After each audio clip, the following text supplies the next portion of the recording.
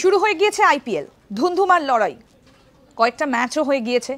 বলতে পারেন এটা কততম আইপিএল এবং এখনো পর্যন্ত কোন কোন দল আইপিএলের খেতাব কতবার করে জিতেছে? আসুন সেই হিসেবটা আপনাদের দিই। 2024-এর আইপিএল হচ্ছে 17তম আইপিএল, অর্থাৎ 17তম সংস্করণ আইপিএলের। শুরু হয়েছিল 2008 সাল থেকে, অর্থাৎ এখনো পর্যন্ত মোট 16টা আইপিএল হয়ে গিয়েছে, এটা 17তম আইপিএল শুরু হয়েছে।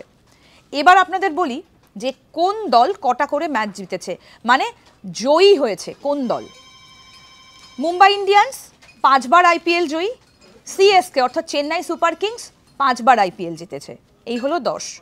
কলকাতা জিতেছে 2 বার, 12টা আইপিএল। এরপরেও রয়েছে আরও 4টে আইপিএল। সেই 4টে আইপিএল কে কে জিতেছে?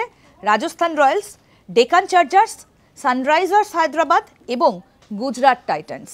এই হচ্ছে 16টা আইপিএলের জয়ী দল।